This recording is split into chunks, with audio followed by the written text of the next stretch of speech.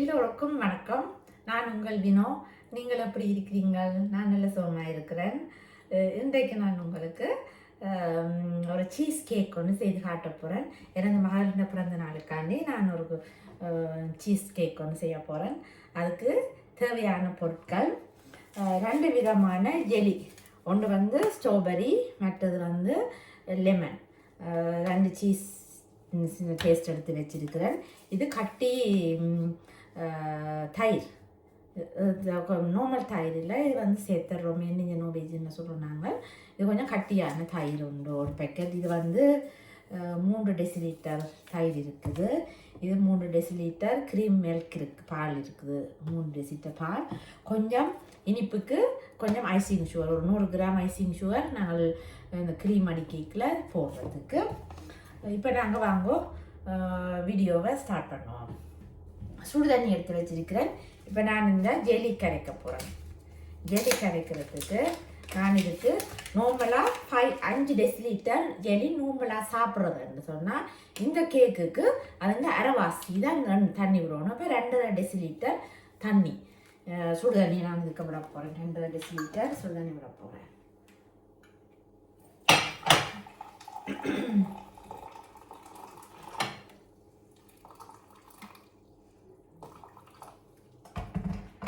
Decilitre இதுக்கு சுடு தண்ணி விட்டுருக்குறேன். இப்போ நாங்கள் இந்த பேக்கெட்டை உடைச்சி போடுவோம். இது வந்து தேசிக்காய், ஒரு லைட்டான ஒரு புளிப்பு வரும். நாங்கள் இதை இருக்க போடுவோம்.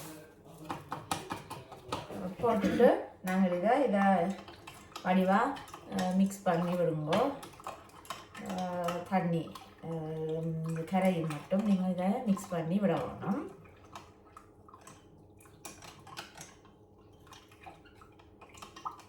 இது மிக்ஸ் பண்ணிவிட்டு கொஞ்சம் நேரம் ஆறட்டும். நீங்கள் கொஞ்சம் உங்களுக்கு இனிப்பு சுவை வேணுமெண்டா இதுக்கும் ஒரு 2 டீஸ்பூன் இல்லை 3 டீஸ்பூன் சீனி போடுங்க.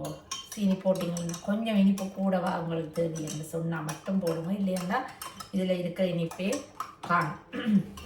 நாங்கள் இப்போ இப்படி ஒரு போல் எடுத்து வச்சிருக்கிறேன். இந்த போலுக்குள்ள வந்து இந்த தயிர் இருக்குல்ல, தயிர் 3 டெசிலிட்டர் தயிரையும் இது கவருங்க.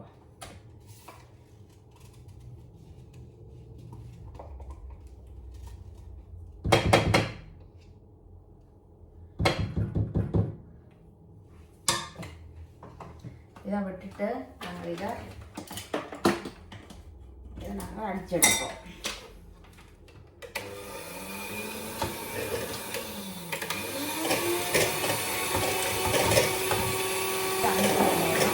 நாங்கள் இப்போ இந்த பால் இதை வந்து நாங்கள் க்ரீம் அடிக்கணும். இதுக்கு நாங்கள் இந்த பாலுக்கு க்ரீம், ஃபுல் க்ரீம் பாலில் வந்து நாங்கள் இந்த க்ரீமை அடிச்செடுப்போம்.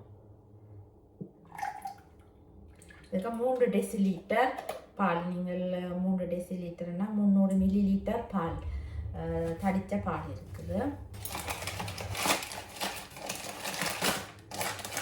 இதுக்கு ஐசிங் சுகர் வந்து நான் ஒரு 3 டேபிள் ஸ்பூன் ஐசிங் சுகர். கொஞ்சம் கூட இதுக்கு கொஞ்சம் இனிப்பு வேணும், நீங்கள் கொஞ்சம் கூட வாங்கி போடுங்க. இதையும் வந்து நல்ல 4 போடுறேன். இதையும் நாங்கள் அடிச்செடுப்போம். க்ரீம் மாதிரி இதை நல்லா வெறியால் பறக்கும். கொஞ்சம் சரிச்சு வச்சுட்டு நல்லா க்ரீமியாக மட்டும் அடிப்போம். இந்த பால் நீங்கள் வெக்க நாடுகளில் இருக்கிறீங்கன்னு சொன்னால், சில பேர் வெக்க நாடில் இருந்தீங்கன்னு சொன்னால் நீங்கள் இதை கொஞ்சம் ஐஸ் கட்டியை போட்டுட்டு அந்த சட்டியாக்க வச்சிங்களன்னு சொன்னால் உங்களுக்கு இதாகும்.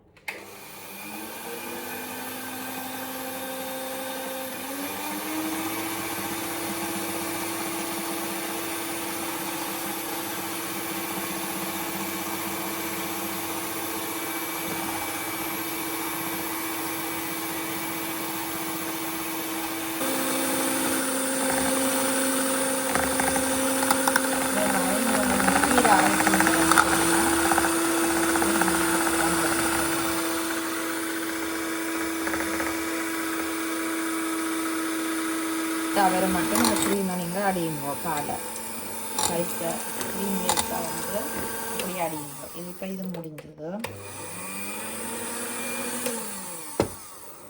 இதாலேயே இதையும் ஒரு மிக்ஸ் பண்ணிங்களா சரி. இது கணக்கு அடிக்கிறது இதை கொஞ்சம் காயெல்லாம் நாங்கள் கட்டி இல்லாமல் அடித்து விட்டாலே இது காணும்.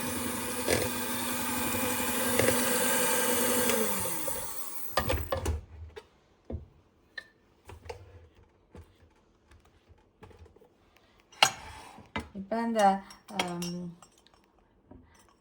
ஜெலட்டின் ஜெலி வந்து இப்போ ஆறிட்டுது. நாங்கள் இப்போ இந்த ஜெலி ஆறினதை வந்து இதுக்குள்ள கொஞ்சம் கொஞ்சமாக விட்டு நாங்கள் அடிக்கிறோம்.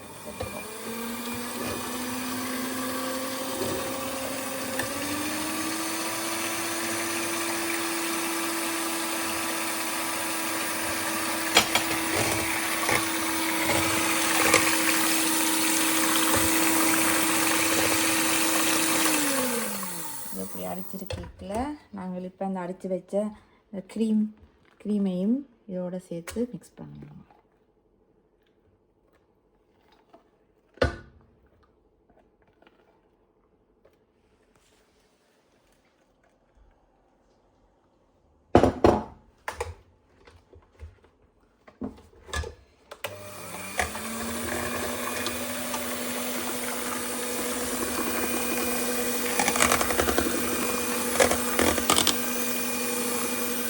ரெண்டும் சேர்ற மாதிரி அடிச்சிங்கன்னு சொன்னால் இந்த க்ரீம் பாதி முடிஞ்சுட்டு ரெடி ஆகிடும். க்ரீம் சேர்ந்து நாங்கள் இப்போ ஒவ்வொரு கப்பாக நாங்கள் எடுத்து விடலாம்.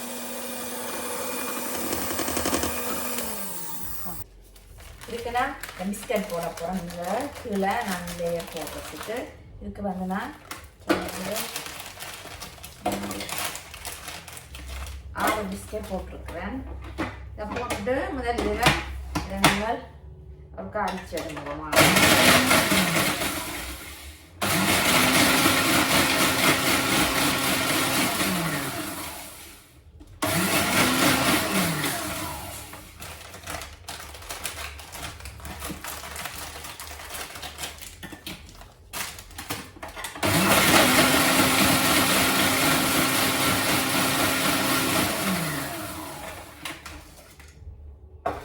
இப்போ நல்லா பிஸ்கட் வந்து நல்ல மாவாக இப்படி அடிபட்டுட்டுது குறுநல் மாதிரி.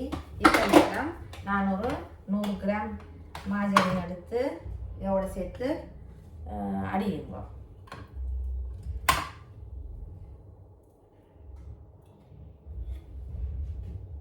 இதையும் சேர்த்து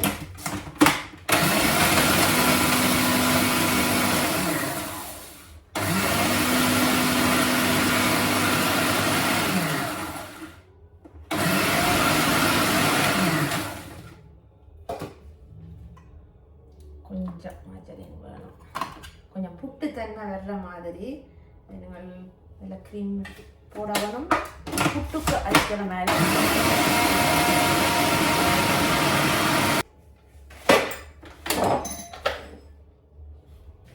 அது இப்போ இதை அடிச்சுட்டு இதுக்கு நீங்கள் அடிச்சிடுவோம்.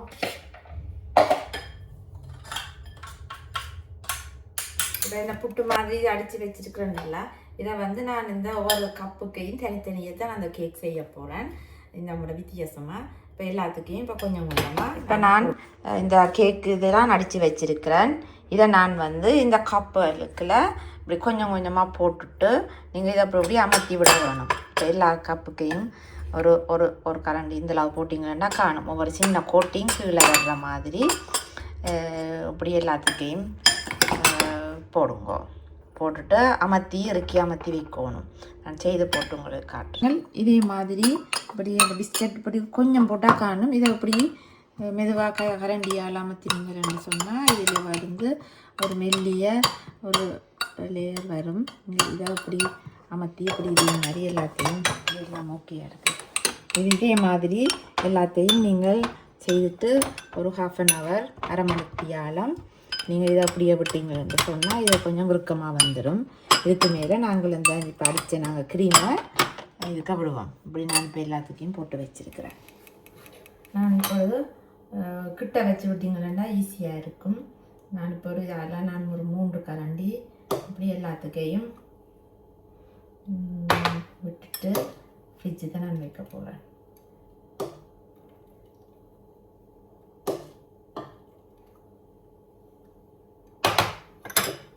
இது வந்து ஒரு ஆளுக்கு கொடுக்குற அளவு போர்ஷன் தான் இப்போ செய்யணும். ஒரு ஆளுக்கு கொடுக்குற டெசர்ட்டுக்கெல்லாம் வாங்குது. நீங்கள் சின்ன கிளாஸ் என்ன விரும்பின மாதிரி இதிலையும் நீங்கள் இருக்கலாம். இல்லைன்னா ஒரே பெரிய ட்ரே விட்டுட்டு நீங்கள் பீஸாகவும் வெட்டி கொடுக்கலாம்.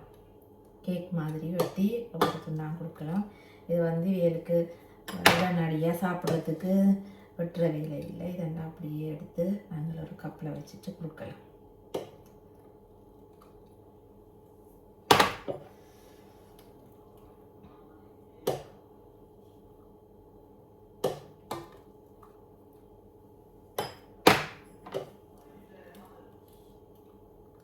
எல்லா கிளாஸுக்கும் ஒரு அளவு வர மாதிரி இப்போ தண்ணியாக இருக்கும். இப்பொழுது நான் எல்லா க்ரீமையும் வந்து இப்போ நான் இருக்க எல்லாத்துக்கும் நான் விட்டு எடுத்துட்டேன். இப்போ நாங்கள் இதை 6 மணித்தியாலம் ஃப்ரிட்ஜுக்கு வச்சுட்டு நான் இப்போ இரவு செய்தேன். நான் இப்போ ஒரு 7 மணி போல் நான் விடிய எடுத்து நான் இந்த ஸ்ட்ராபெரி ஜெலி வடைக்கில் உங்களுக்கு காட்டுறேன். நான் இந்த டெசர்ட்டுக்கு உங்களுக்கு இந்த ஜெலி மேலே விடுறது செய்து காட்டுறேன். இப்போ நான் வந்து இந்த ஜெலி பேக்கெட்டுக்கு 500 ml தண்ணி விட வேணும். அதை நான் இப்போ 1/4 லிட்டர், அது அரைவாசி தண்ணி தான் விட வேணும். இப்போ 250 ml தண்ணி வந்து சுடு தண்ணி, நல்ல சூடான தண்ணி. நான் 250 ml தண்ணி விட போகிறேன்.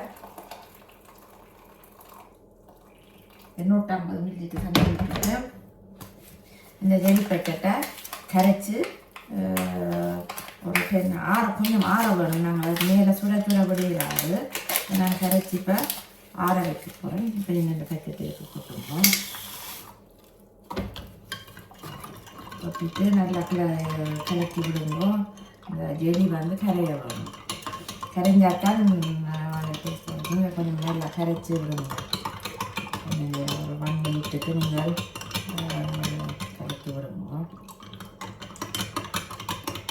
ஒரு நிமிஷம் அப்படி கரைச்சிட்டு இது ஒரு அரை மணித்தியாலம் நான் இதை ஆற வைக்கிறேன். ஆற வச்சு போட்டு நாங்கள் டெசர்ட்டுக்கு மேலே விடுவோம். அடுத்த நாள் காலமே இதை நாங்கள் ஸ்டார்ட் பண்ணிட்டு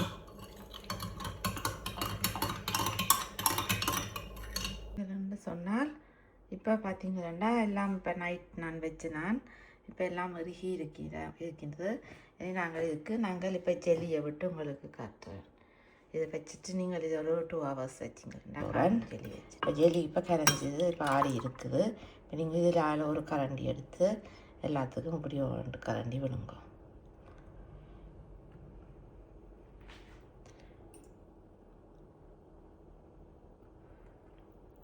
ஒரு கரண்டி காணும். இதுக்கு இப்படியோ எல்லாத்துக்கும் விடுவோம்.